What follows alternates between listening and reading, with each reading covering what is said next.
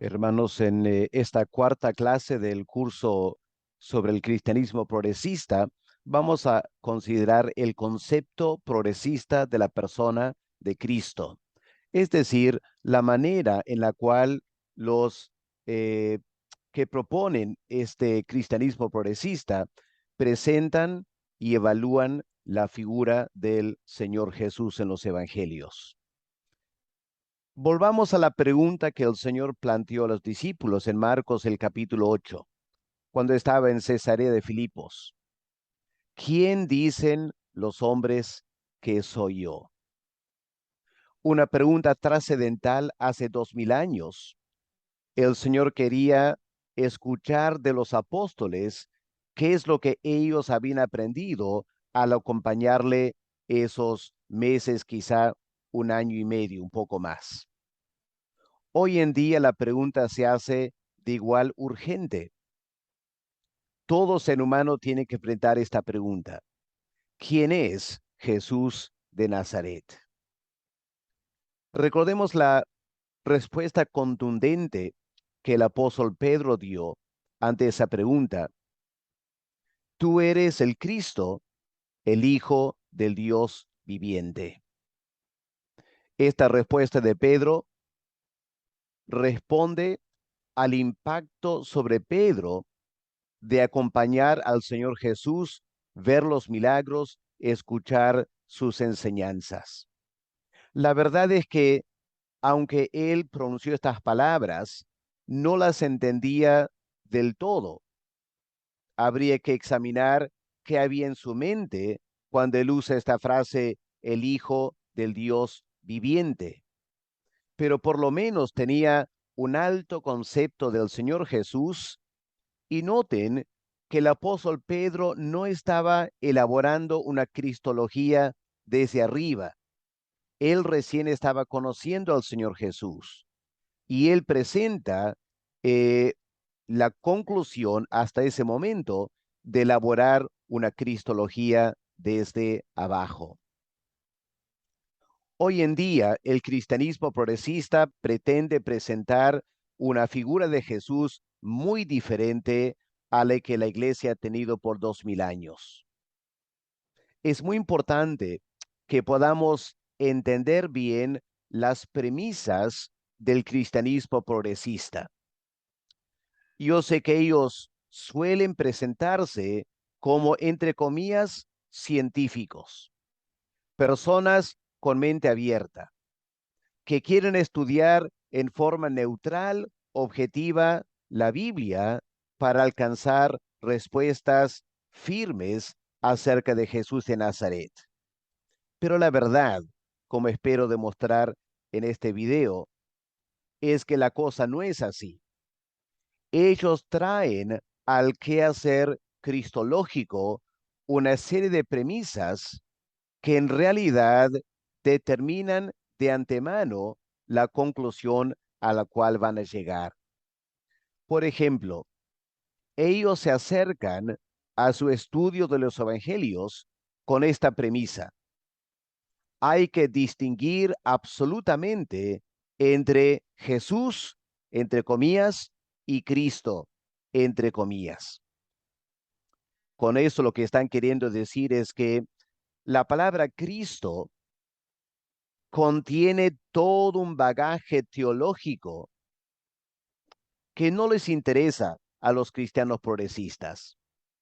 Ellos quieren llegar a Jesús y para ellos Jesús es la figura humana, la verdadera persona que vivió hace 2000 años, antes que la iglesia comenzara a elaborar toda una doctrina compleja teológica de la persona de Cristo. Es más, ellos dicen que las afirmaciones cristológicas vienen de la iglesia, no de la historia. Es decir, que cualquier dato en los evangelios, como por ejemplo esta afirmación de Pedro, tú eres el Cristo, el Hijo del Dios viviente. El argumento del cristianismo progresista es que esas palabras simplemente nunca se pronunciaron. Durante su tiempo con Jesús, Pedro jamás dijo eso. Esas palabras representan lo que la iglesia, después en las décadas siguientes, llegaron a concluir, o algunos dicen, inventaron acerca de Jesús. Así que esta es una premisa muy importante para el cristianismo progresista.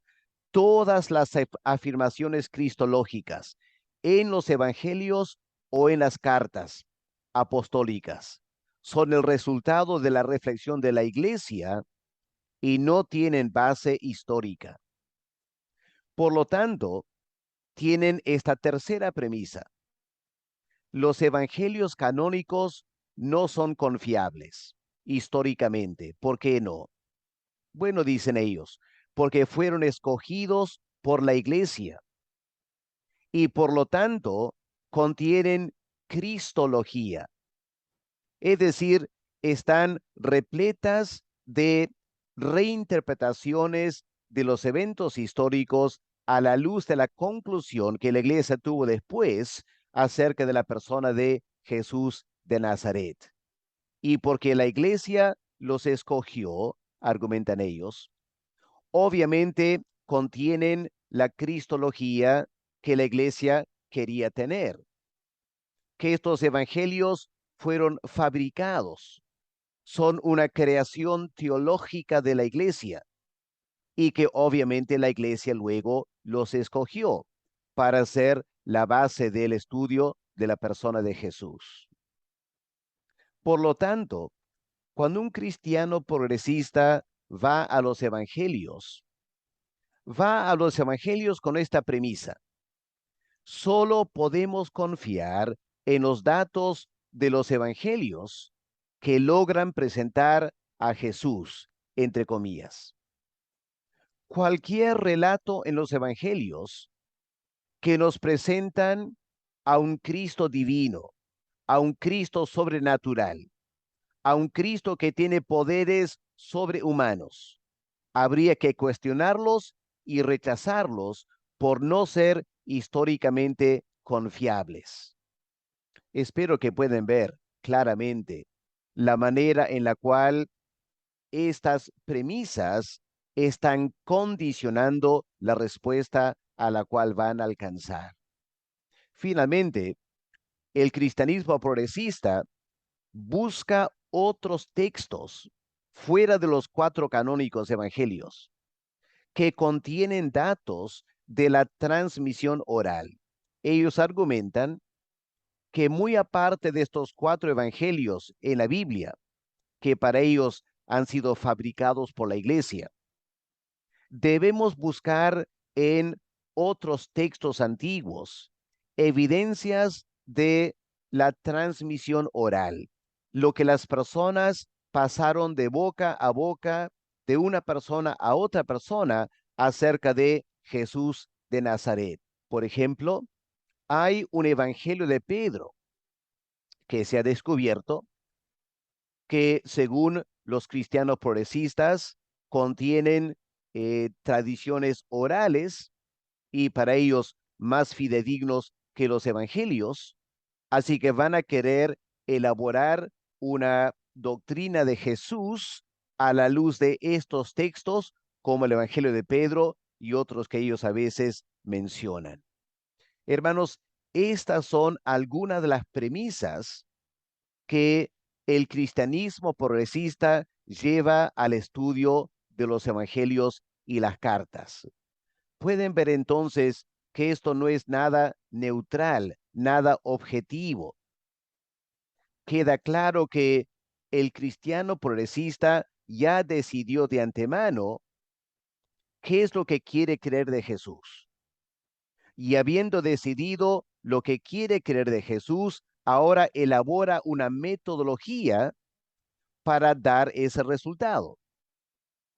Resulta como esos magos que hacen trucos para sacar un conejo del gorro, del sombrero. En realidad, no es algo real que están haciendo, están manipulando a las personas que están viendo el espectáculo, haciendo a la persona creer que efectivamente el mago ha sacado el conejo del sombrero, cuando toda persona pensante sabe que eso no es cierto, es simplemente un truco. Yo planteo que el cristianismo progresista, en su presentación de Jesús de Nazaret, está elaborando un truco verbal que lo presenta muy bien, aparentemente siendo muy científico con muchos datos, pero cuando lo analizamos fríamente, nos damos cuenta lo que está pasando aquí. Por eso hay que evaluar estas premisas. La primera evaluación que debo afirmar es que no hay nada nuevo en lo que están diciendo. Nada nuevo. Si volvemos al siglo XIX, eso es exactamente lo que la teología liberal concluyó como fruto de sus estudios bíblicos. Por eso el relato de Renan sobre la vida de Jesús, el de Strauss sobre la vida de Jesús, se basó en esta premisa, que todo este concepto de un Cristo divino fue la reflexión de la iglesia, que había que buscar el Jesús histórico. Así que, aunque el cristianismo progresista pretende que están haciendo algo nuevo, que están avanzando en la teología, no es un avance, es un retroceso al siglo XIX. Y en el siglo XIX y comienzo del siglo XX, esta forma de elaborar un Jesús histórico ya fue rechazado. Y no por evangélicos. Los mismos liberales, con cierta integridad, sacaron a la luz los problemas con esta metodología. Por ejemplo, el médico alemán misionero en África, Schweitzer, él escribió un libro, La búsqueda del Jesús histórico. Y Schweitzer desarma, deconstruye por completo la presentación de Jesús en la teología liberal, afirmando que esa presentación de Jesús de Nazaret, lejos de reflejar lo que los evangelios realmente narraban, reflejaba el concepto que los teólogos liberales querían tener y tenían de antemano sobre la persona de Jesús. Por lo tanto, dijo Schweitzer, esa presentación de Jesús no es nada científica, es totalmente subjetiva. Porque, como acabo de mencionar, el método consiste en decidir de antemano lo que yo quiero creer y luego busco las evidencias que lo confirman. Por ejemplo, en el siglo XX hubo un autor llamado von Daniken. Escribió varios libros sobre un tema en particular.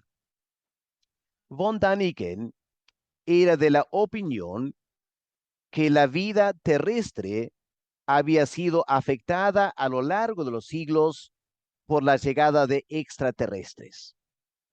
Él argumentaba que las pirámides en Egipto no podían ser construidas con la tecnología de ese tiempo. Tuvieron que contar con ayuda de extraterrestres.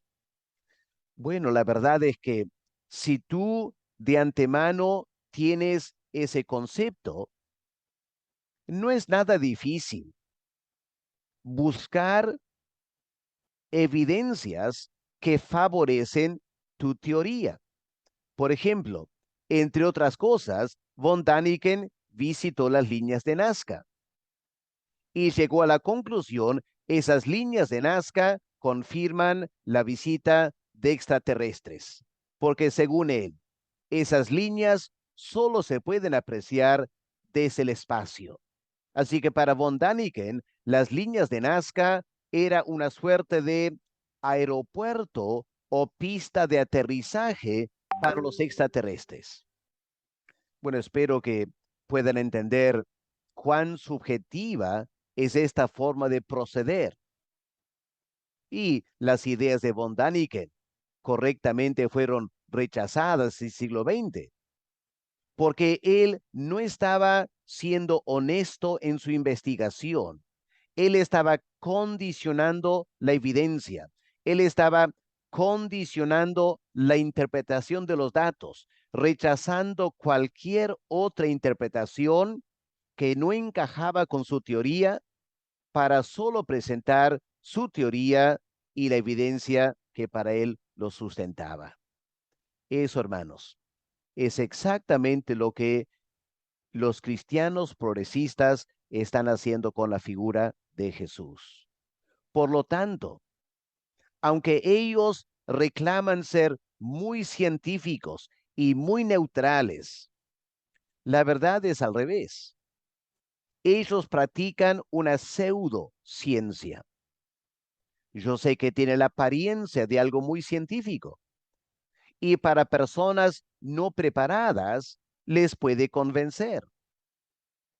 Pero cualquier estudioso sabe muy bien cuál es el método correcto de investigar un tema teológico en este caso. Hay que ir a las fuentes primarias, los cuatro evangelios, pero hay que ir seriamente a esos evangelios, no menospreciando de antemano los evangelios, aduciendo que son invenciones nada históricas. No, tienes que tratarlas con mucho más seriedad. Lo que tienes que hacer es ir a esas fuentes primarias y estudiarlas detenidamente. ¿Para qué? Para ver a dónde el estudio serio de esos documentos te van a llevar, sin importarte a las conclusiones que te podrían llevar. Porque obviamente, si tú de antemano has rechazado ciertas conclusiones, como por ejemplo, que Jesús es un ser divino, obviamente esa premisa va a condicionar tu forma de acercarte al texto bíblico. Por lo tanto, no es científico. Lo científico es estudiar los cuatro evangelios dispuestos a ser convencido de que la persona que presentan realmente es divino. Y si no tenemos esa neutralidad, entonces deja de ser un método científico. Habiendo dicho eso, hay ciertas cosas rescatables del concepto progresista de Cristo y es muy importante rescatar estos elementos positivos. Por ejemplo, me parece muy saludable la insistencia que ellos nos dan de volver a los evangelios, a empezar con Jesús, no con Pablo. Creo que aquí tenemos que hacer una autocrítica como evangélicos. De repente, muchos de nosotros leemos los evangelios a la luz de los lentes de las epístolas y por lo tanto no dejamos a los evangelios hablar en forma eh, histórica. Por ejemplo, ¿cómo empieza el evangelio de Marcos? Marcos dice que cuando Juan fue arrestado, Jesús empezó a predicar y ¿cuál fue su mensaje? Arrepentíos porque y creed el evangelio. Arrepentíos y creed el evangelio. ¿Cuántos creyentes evangélicos, cuando leen ese versículo y alguien le pregunta, ¿en qué consiste el evangelio? La respuesta que van a dar es, bueno, cree en el Señor Jesucristo y serás salvo. Y empiezan a hablar de la muerte de Cristo en la cruz y cómo su muerte nos salva del pecado y todo el bagaje del Evangelio de las epístolas. Pero cuando Jesús usó la palabra Evangelio, él no estaba hablando del Evangelio de de Pablo un evangelio centrado en la cruz. Jesús no había muerto todavía. Recién estaba empezando su ministerio. El evangelio que Jesús anunció al comienzo no tenía mucho que ver con la cruz. Estaba centrado en el reino de Dios. Ese era el evangelio, las buenas noticias para los judíos, que el reino de Dios anunciado en el Antiguo Testamento por fin estaba llegando porque Él era el Mesías, el que iba a inaugurar el reino. Y vemos, hermanos, en ese ejemplo, el peligro de leer los evangelios con los lentes de las epístolas y terminamos tergiversando la figura histórica de Jesús de Nazaret. Una segunda cosa rescatable de la cristología progresista es su énfasis sobre el amor y la compasión de Jesús y el trato que el Señor dio a los marginados. Hermanos, creo que ningún creyente puede objetar a eso. Sin lugar a duda, el Señor desarrolló un ministerio repleto de amor y compasión. Y es innegable que el Señor tenía un trato muy especial para los marginados, para los que estaban en la minoría, los leprosos, los que tenían alguna discapacidad, los niños, las mujeres maltratadas. Y a veces nos olvidamos de eso, en el afán de elaborar una cristología teológica a la luz de las grandes afirmaciones del apóstol Pablo. Se trata de equilibrar las cosas. Y el cristianismo progresista nos ayuda llevándonos otra vez y haciéndonos recordar la compasión, la misericordia, el trato que el Señor Jesús tenía con las personas. Y en tercer lugar, es muy rescatable el deseo del cristianismo progresista de interpretar a Jesús dentro de su contexto histórico y evitar el peligro, como acabo de mencionar, de interpretar los evangelios a la luz de las epístolas. Tenemos que preguntarnos, cuando Jesús vivió hace 2000 años, ¿cuál era la teología de los judíos en ese tiempo? ¿Cuál era su forma de leer el Antiguo Testamento? ¿Cuáles eran sus grandes preocupaciones teológicas, éticas, como judíos? Para poder leer los evangelios a la luz de esa teología del primer siglo, de los judíos. Nos falta mucho estudiar al Señor Jesús en ese sentido, y el cristianismo progresista nos desafía a poder hacerlo. Pero lamentablemente, también tenemos que hacer una crítica a la presentación de los progresistas. La primera crítica central que yo haría es la siguiente: su uso poco crítico de otras fuentes. En otras palabras, por lo general, vamos a encontrar que el cristiano progresista, cuando va a los 4 evangelios canónicos, los filtra y los estudia con tremenda crítica. Pero cuando va a otras fuentes, por ejemplo, el Evangelio de Pedro, parece que se olvida de una apreciación crítica y lo acepta todo tal cual está. No hace preguntas serias al Evangelio de Pedro. Hace tremendas preguntas a los 4 evangelios para al final quitarles todo valor histórico. Y luego presenta cosas como el Evangelio de Pedro o el documento Q, que según estudiosos es una fuente oral que subyace los evangelios de Mateo y de Lucas. Yo he visto libros que analizan la fuente Q y tratan a la fuente Q como si fuese un documento histórico que han descubierto. Pero la verdad es que el documento Q viene de una palabra en alemán Quelle, que significa fuente. Ese documento Q no existe. Nadie postula seriamente que alguien lo haya descubierto. Realmente hay también dudas si era algo quizá hasta escrito. De todos modos, lo que sí estamos seguros es que hoy en día no existe tal documento. Sin embargo, algunos de los progresistas pretenden presentar y analizar el documento Q como si lo tuvieran en la mano en algún museo. Analizan lo que dicen, las secciones, los párrafos, los narrativos.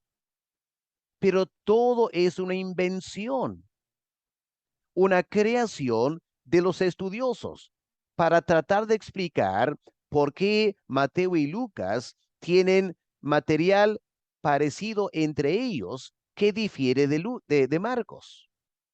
Yo sé que es una pregunta muy interesante, una pregunta que debemos enfrentar como evangélicos, pero tratar la fuente Q en forma muy poco crítica, como si realmente existiera como un documento histórico, es faltar totalmente a la verdad y engañar a las personas que nos están escuchando. Así que lo que pediríamos, por lo menos del cristiano progresista, evalúa y critica estos documentos con la misma insistencia que pretendes criticar los 4 evangelios canónicos.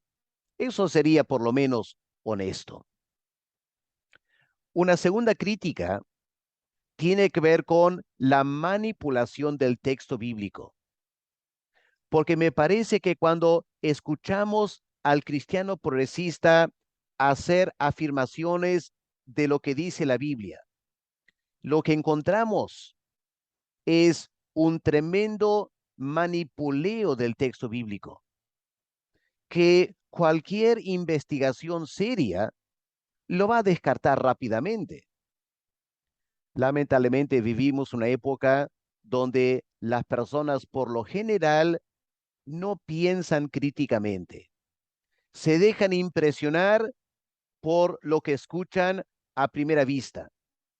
Y aquí está el peligro del cristianismo progresista. Permítame hacerles escuchar una parte del audio de eh, David, em, de David López. Vamos a escuchar esta breve sección de el audio y luego vamos a comentar al respecto. Quiero que presten mucha atención a la manera que David López maneja el texto bíblico. Quiero que ustedes piensen al escucharlo, ¿cómo te impacta? ¿Esta persona está manejando bien la Biblia? ¿Qué está haciendo con la Biblia? Escuchemos este fragmento de su audio. Para poner un límite es malo, que es donde viene el adulterio. O sea, la falta de carácter es el problema. Y cuando termina y cierra con lo que hoy se traduce como homosexuales, que en palabra griega es blando, lo que Pablo está diciendo y la escuela paulina está diciendo es los blandos de carácter. Que con el pasar del tiempo se les ocurrió ponerle ahí homosexual, que no tiene nada que ver, nada que ver. ¿Pero por qué se puso esto? Porque en la cultura conservadora, pues siempre se ha visto mal a las minorías. Entonces, si nosotros leemos con detenimiento a Jesús, Jesús fue alguien que incluyó. Para Jesús, el profeta más importante es Isaías, por eso lea Isaías. Y el profeta Isaías, en uno de sus escritos, que es el tercer Isaías habla sobre cómo en la casa de Dios iban a llegar todo tipo de personas. Y habla sobre los extranjeros y los eunucos, dos tipos de personas segregadas. Aquí lo interesante es que había varios tipos de eunucos. Había eunucos reales, que eran los hombres que eran castrados para que no pudieran ocupar la posición del rey. Había eunucos que eran cuidadores de las reinas o las princesas, que eran castrados para que no se acostaran con las reinas o las princesas. Había eunucos de guerra, que eran aquellos hombres que eran castrados para ser humillados. y había eunucos por voluntad, que eran hombres afeminados, hombres que se identificaban como mujer y que ya desde épocas antiguas se castraban. ¿Para qué? Para poder mantener características más femeninas. Y se utilizan 4 palabras diferentes para describir a cada uno de estos tipos de eunucos. Lo interesante es que la palabra que se utiliza en Isaías para hablar sobre los eunucos que van a tener un lugar en la casa del Señor es aquellos que por voluntad propia se castraban porque se identificaban con el otro género. Entonces lo que está diciendo Isaías es, estas personas que, ¿por qué se segregaban? Porque por voluntad propia habían decidido no tener descendencia. Y lo que le daba valor a un hombre en esta época era ser padre. Si tú no eras padre no tenías valor. Si no tenías descendencia no valías nada. Y estos hombres por decisión propia habían decidido no tener descendencia. Y lo que dice es, sí, tendrán un valor más grande que haber tenido muchos hijos. Y serán incluidos en la casa del Señor.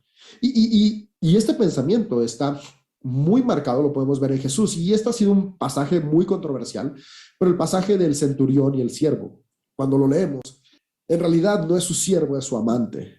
Sí, Y muchos decían, no, es su hijo, otros, unos no, dicen que es su hijo, otros dicen que ajá. era, y yo siempre, bueno, yo siempre dije, ahora yo no sé, yo creo que me va, acabas de botar una bomba y yo creo que hay personas que me están diciendo, yo quiero escuchar este podcast, es más, me voy a desuscribir del corazón sano de un líder, No, no, pero óigalo, hay mucho más contenido. Sigan oyendo a Juan no, no, Renata y todas sí. las espectacularidades que tiene acá. Entonces, sí, nosotros, pero resulta que aprendí de que en realidad creo que la razón por la cual él le dijo no quiero que vayas es porque en su corazón él no, él se sentía que Jesús no tenía, no podía ir a verlo.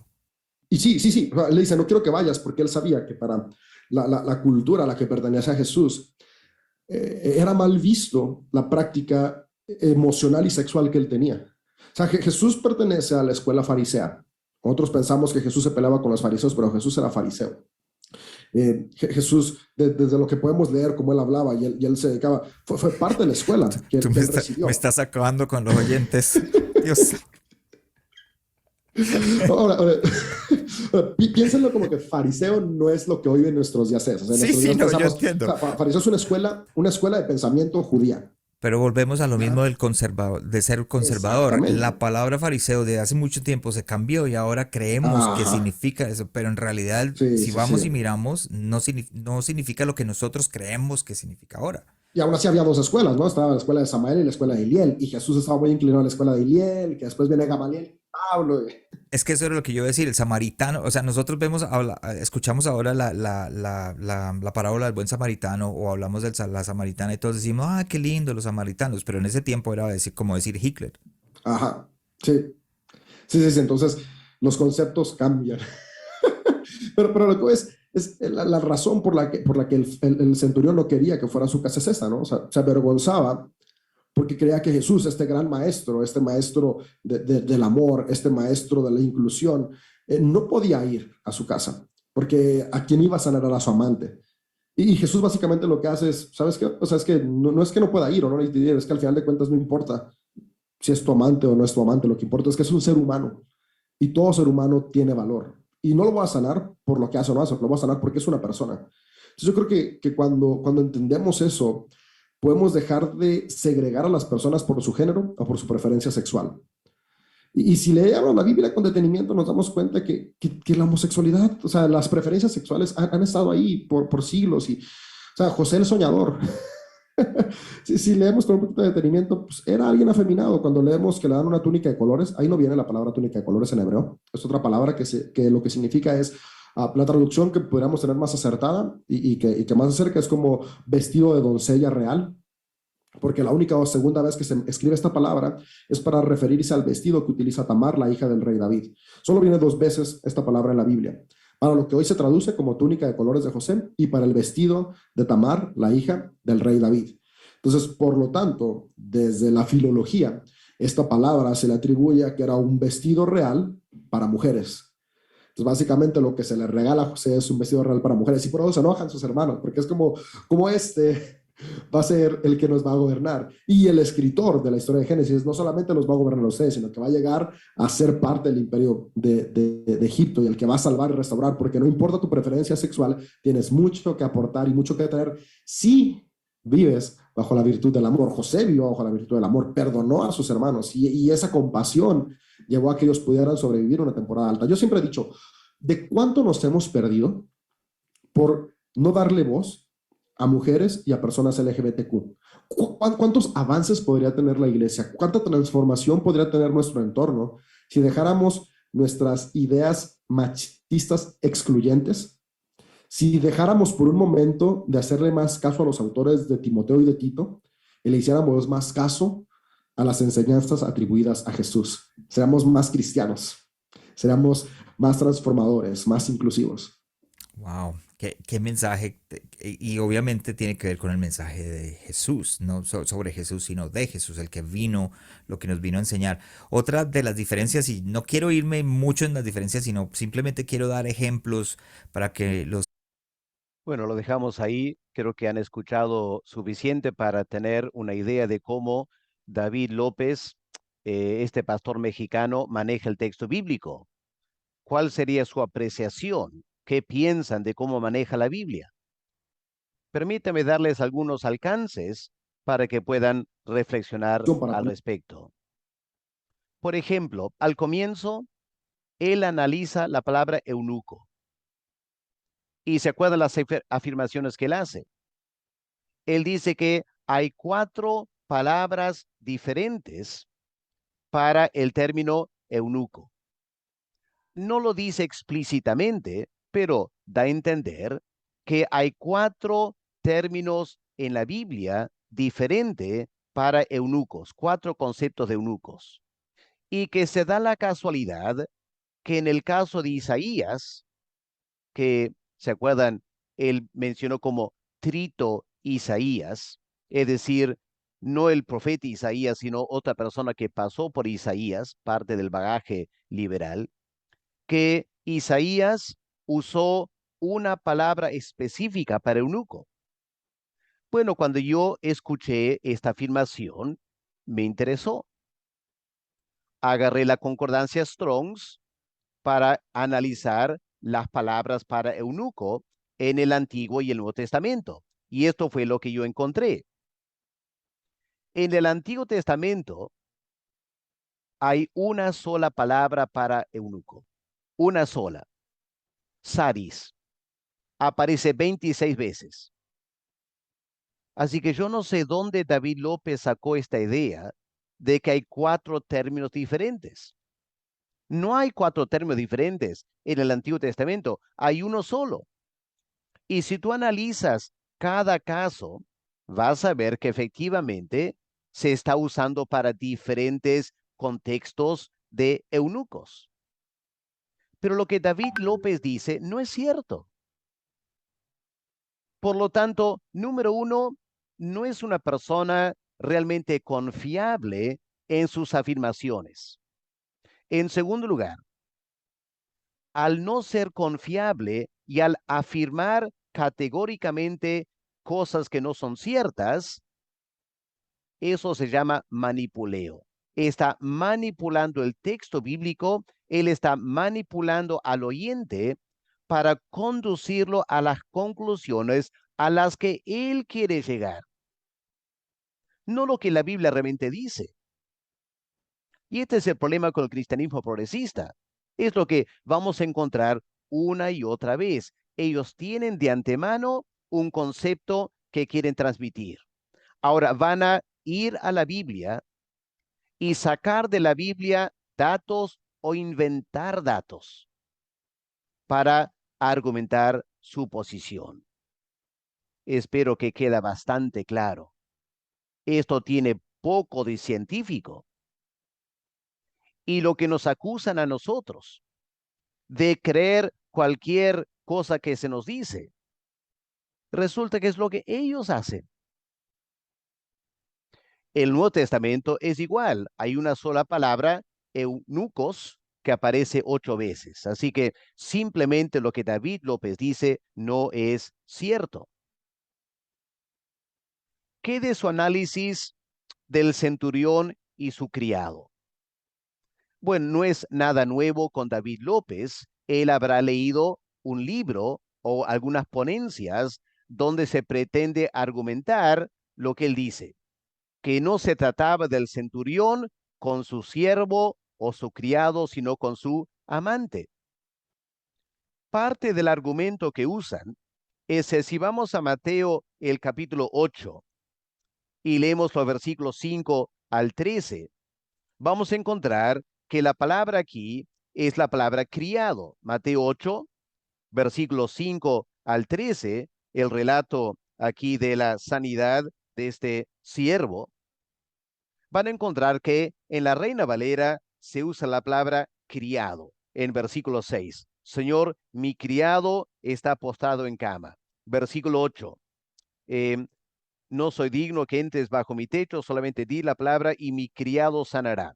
Versículo 13, entonces Jesús dijo al centurión, ve y como creíste te ha hecho. Y su criado fue sanado en aquella misma hora. Ahora, algunos estudiosos han notado que la palabra en Mateo para criado es la palabra pais, que a veces puede tener el sentido de hijo.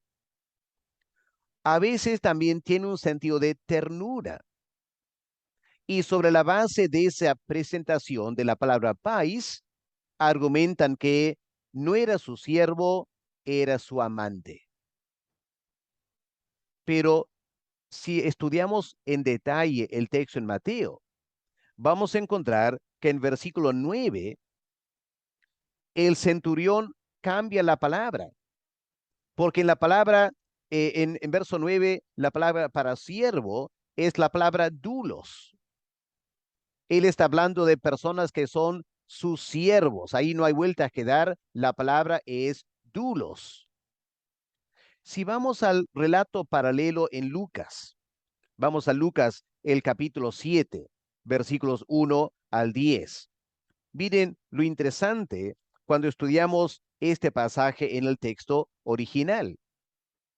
Lucas 7, versículo 2. El siervo de un centurión, Reina Valera, siervo. En griego es la palabra doulos, que significa esclavo. Jamás va a tener el sentido de amante o una palabra de ternura. No, es su doulos, es su siervo. También en versículo 3, que sanase a su siervo, su doulos. Eso es versículo 3. Versículo 10, hallaron sano al doulos que había estado enfermo.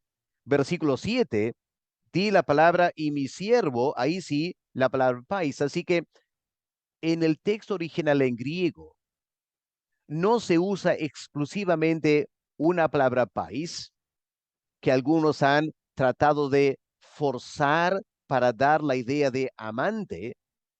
No, la palabra en Lucas es esclavo, que no se usaría para nada de un amante. Así que aquí uno se da cuenta la falta de seriedad en su manejo del texto bíblico. Ahora, algunos dicen, pero mira, pastor, en Lucas 7, el versículo 2, ¿qué leemos? Y el siervo de un centurión, el dulos de un centurión, a quien éste quería mucho. Argumentan los que están a favor de LGTBQ. Lo quería mucho. Ya a su amante, pues. Lo quería mucho. Pero antes de saltar a esa conclusión, tenemos que estudiar el texto en el original, idioma original. Y aquí la palabra no es la palabra para amor. Hay varios términos en griego para amor, para querer. Aquí la palabra es íntimas. La palabra íntima significa valioso o honorable. Una persona valiosa porque este siervo le había costado plata. Y era un siervo de alto prestigio para el centurión. Eso es lo que el versículo 2 significa. Lo quería mucho por el valor monetario que ese esclavo representaba. Lo quería mucho porque confiaba en él y tenía un alto rango dentro de la casa del centurión. No tiene nada que ver con sentimientos o emociones y por lo tanto la afirmación que era su amante. Totalmente descabellada, carece de cualquier sustento bíblico, exegético, está manipulando el texto bíblico en forma garrafal. Pero claro, para cualquier persona que está interesado en esta postura, lo va a escuchar, lo va a asimilar sin criticar y lo va a repetir. Porque David López, estoy seguro, David López no ha estudiado el texto en detalle. Él ha leído un artículo, repite el artículo y esperando que la gente le crea sin hacer más investigación.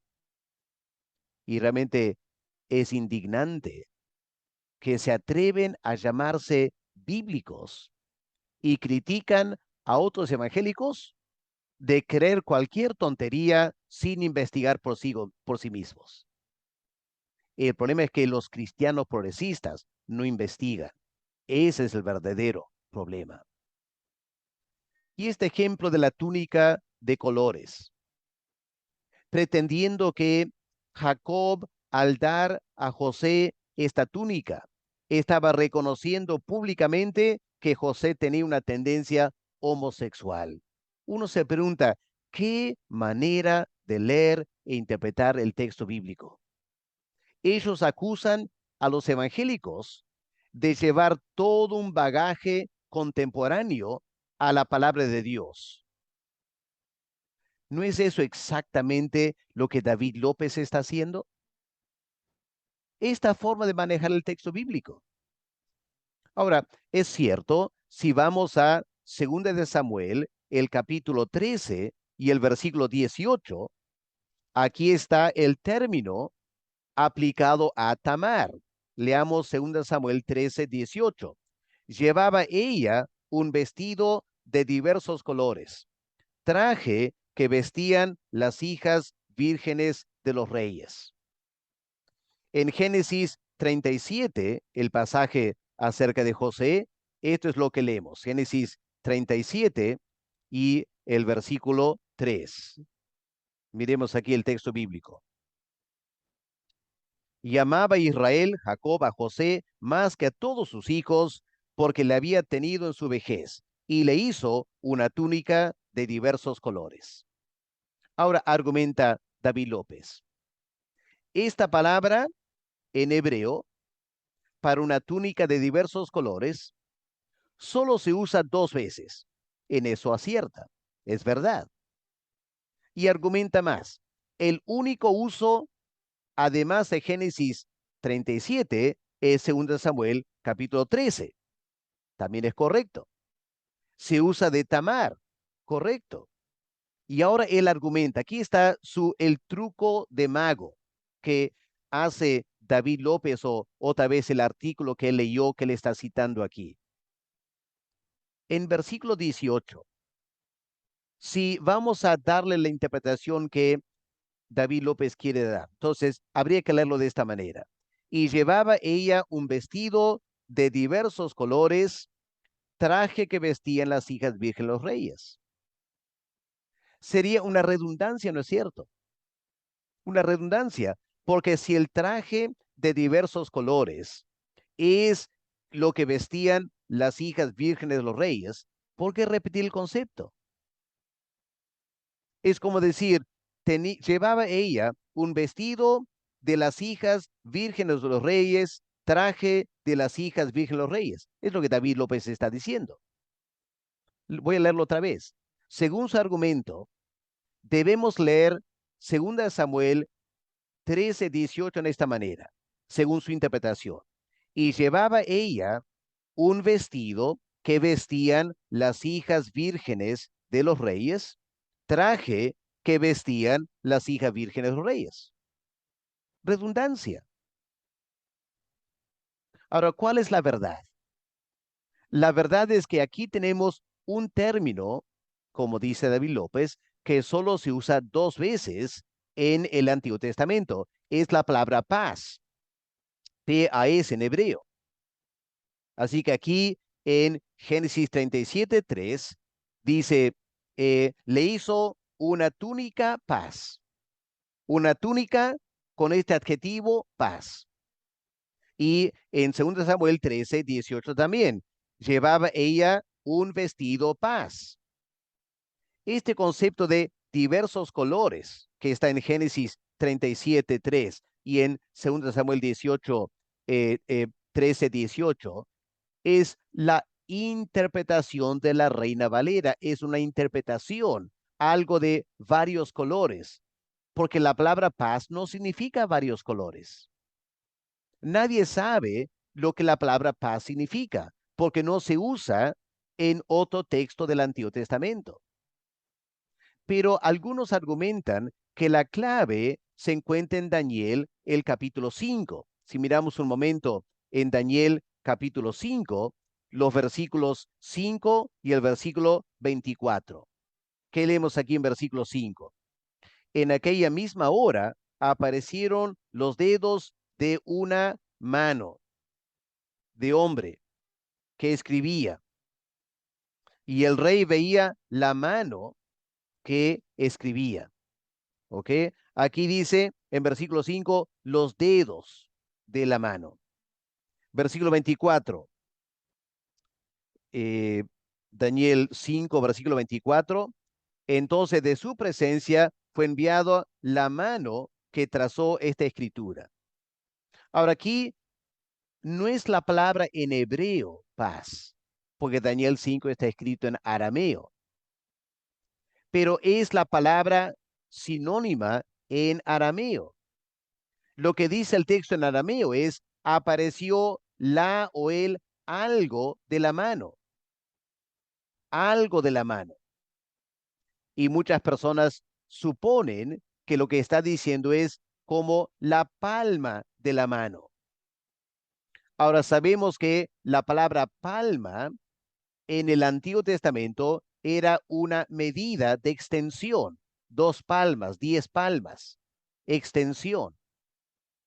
Por lo tanto, la conclusión a la cual la mayoría de los estudiosos llegan es que la túnica que Jacob le dio a José no era una túnica de muchos colores, era una túnica larga.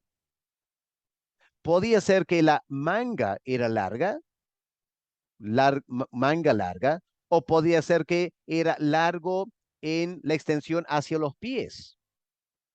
Normalmente en ese tiempo, la vestimenta varonil era una túnica con manga corta que llegaba hasta las rodillas. Era el traje del diario vivir, el trabajo en el campo.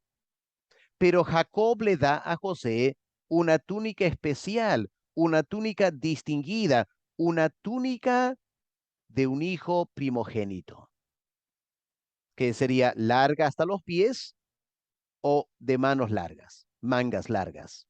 Nada que ver con colores.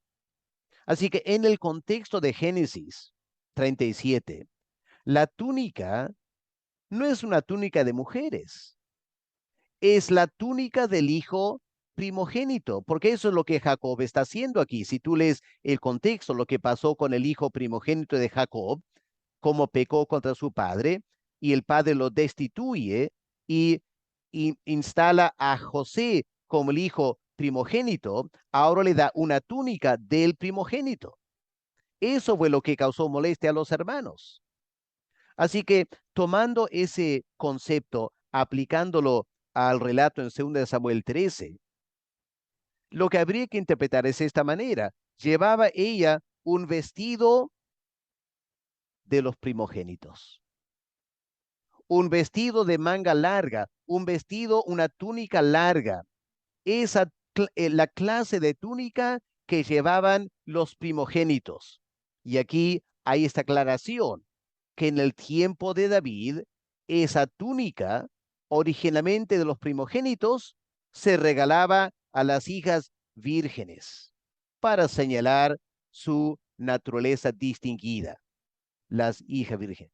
Esta palabra no tiene nada que ver con orientación sexual. Lo que David López ha hecho en este audio es meter al texto bíblico todo el bagaje de la cultura LGBTQ, simplemente en forma anacrónica, imponiendo sobre el texto bíblico asuntos culturales del siglo XXI. Y hermanos, si un evangélico haría eso, los progresistas lo crucificarían. Y es lo que hacen. Dicen, constantemente el cristiano está aplicando una lectura anacrónica. Por ejemplo, dicen, cuando tú lees en los evangelios, Pedro dice, tú eres el Hijo, el Cristo, el Hijo del Dios viviente. Ah, no, es una lectura anacrónica. Están imponiendo en los evangelios lo que la iglesia después dijo. Esto es exactamente lo que David López está haciendo con el pasaje en Génesis 37. Está imponiendo un bagaje cultural del siglo XXI a un texto muy antiguo, en el cual, como ellos mismos reconocen, en ese tiempo no había este debate de la comunidad LGTB. Así que ellos son culpables de lo que acusan a los evangélicos.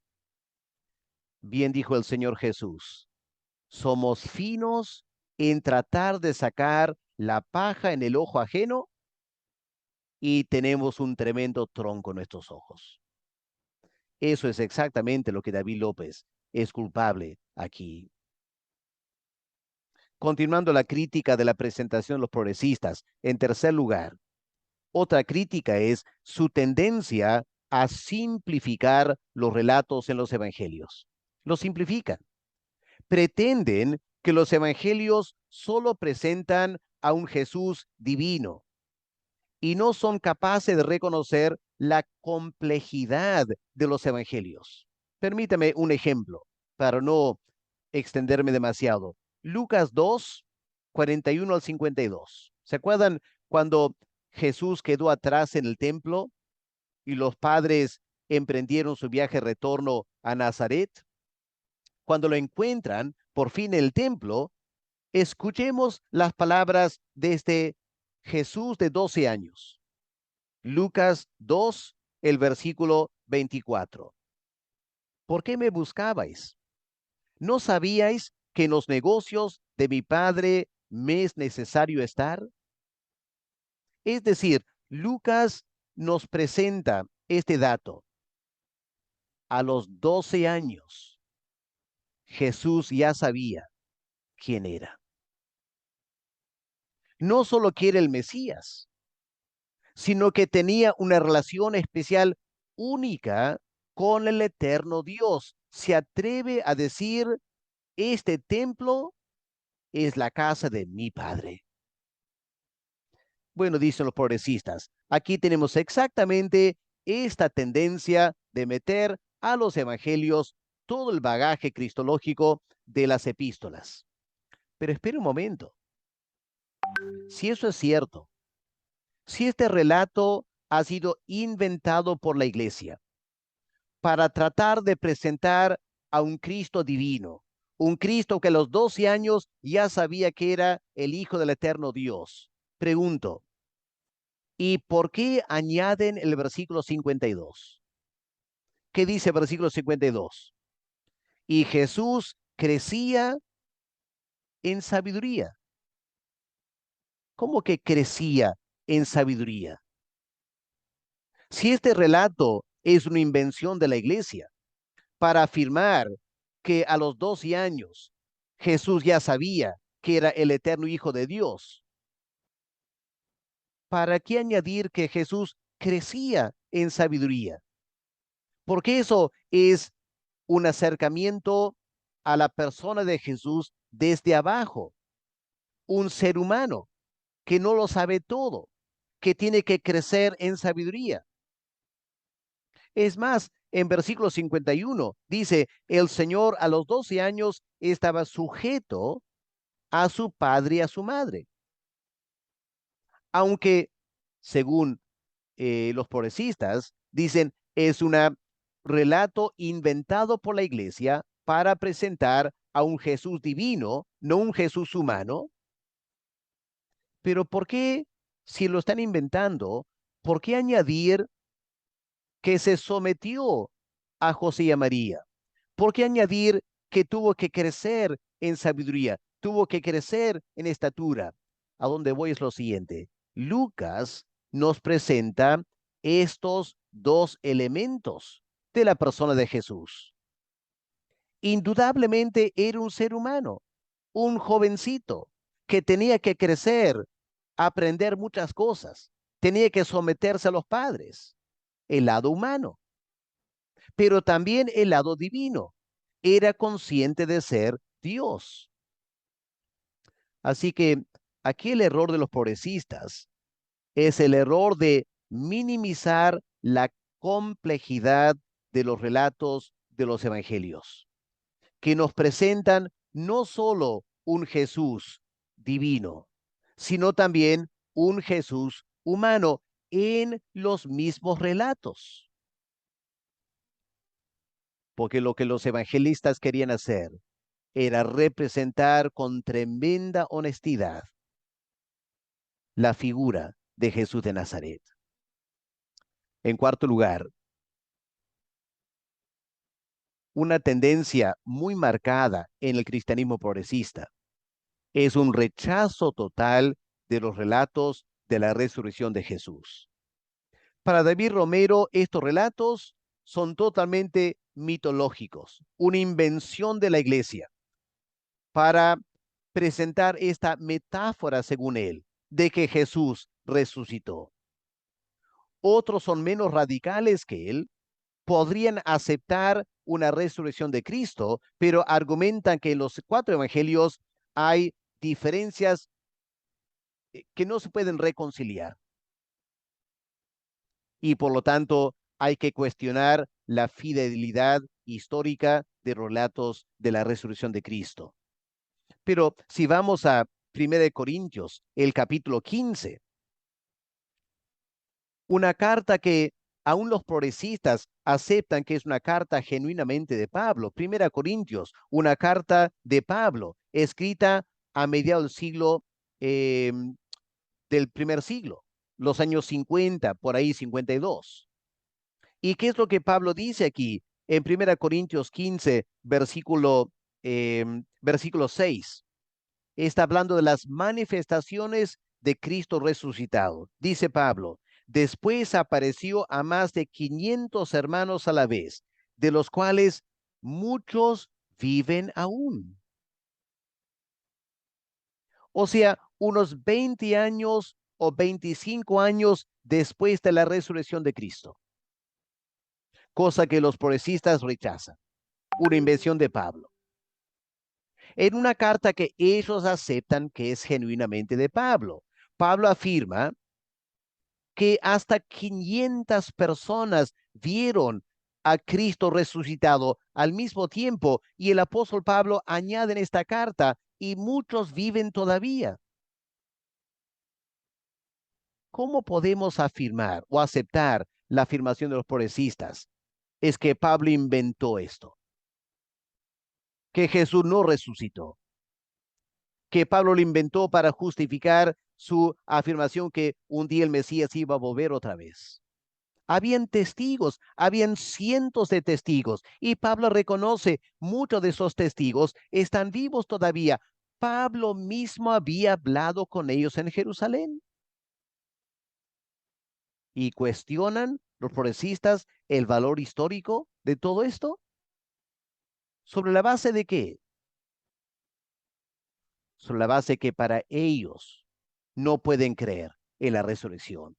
David López mismo lo dice, ¿no es cierto? Él dice, somos científicos.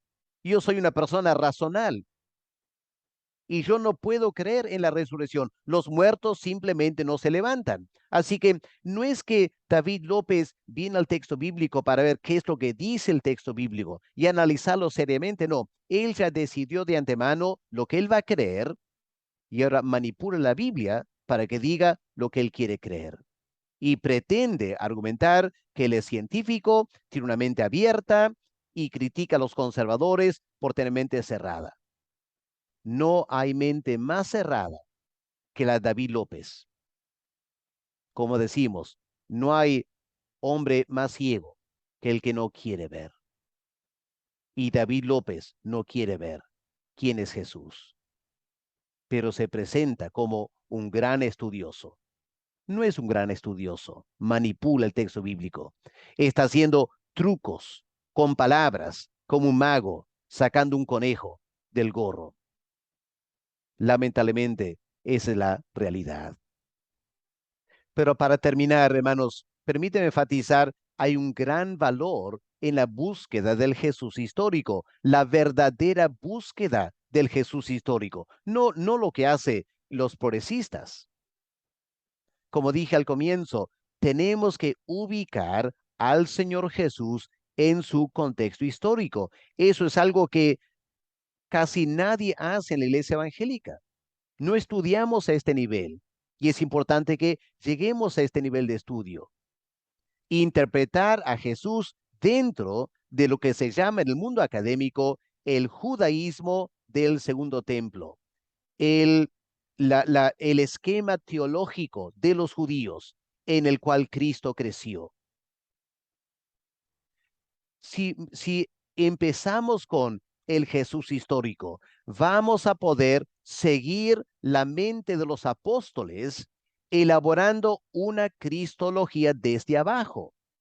Empezamos con un Jesús muy humano. Los evangelios presentan un Jesús muy humano, pero que poco a poco los apóstoles empiezan a ver que hay algo más que solo un Jesús humano. Y nosotros mismos podemos trazar el método cristológico desde abajo. Y vamos a entender en los evangelios que al comienzo los apóstoles no creían que Jesús era divino. No lo creían. Por lo mucho creían que era el Mesías. Los evangelios son tremendamente honestos en presentar la incógnita que Jesús era para los apóstoles. ¿Se acuerdan cuando Jesús tranquilizó la tormenta en el mar y llegaron a la tierra? ¿Qué dicen los evangelios? Los apóstoles miraron a Jesús y dijeron, ¿qué es esto? No, ¿quién es este? ¿Qué es este? ¿Qué clase de ser es esta persona que puede pararse en medio de la tormenta, decir, cállate, y la tormenta al instante se tranquiliza? ¿Qué clase de ser es este Jesús de Nazaret? Esa fue la experiencia de los apóstoles elaborando una cristología desde abajo. Y finalmente, vamos a captar lo que Pablo dice en Romanos capítulo 1. La resurrección de Cristo tuvo un impacto enorme sobre los apóstoles. Por fin llegaron a entender la divinidad de Cristo por la resurrección de los muertos. Esta es la cristología de los evangelios y las epístolas y de la Biblia, que lamentablemente los progresistas rehúsan reconocer porque no quieren tener un Jesús divino. ¿Y por qué no quieren tener un Jesús divino? Porque no quieren doblar sus rodillas delante de él. No quieren proclamarlo, el único Señor y Rey de Reyes de nuestras vidas. Y no lo quieren porque el progresista quiere vivir su vida a su manera. Y no le conviene un Jesús divino que le va a ordenar cómo vivir.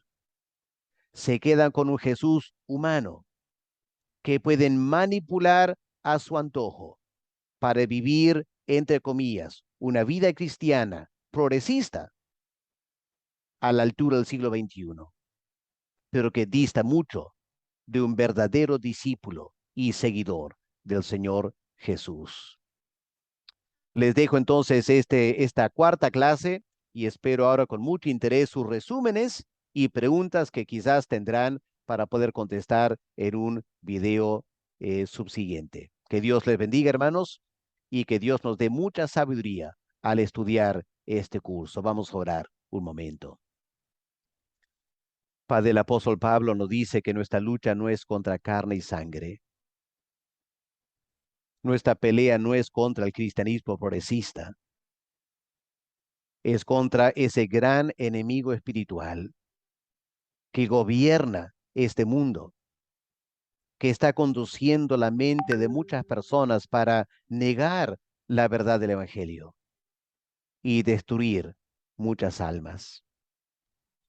Padre, danos sabiduría, danos inteligencia espiritual para poder manejar bien estos temas y presentar una defensa por la esperanza que tú has colocado en nosotros por tu Espíritu Santo. Ayúdanos en nuestra debilidad, te pedimos. En el nombre del Señor Jesús. Amén. Amén, hermanos, que Dios les bendiga.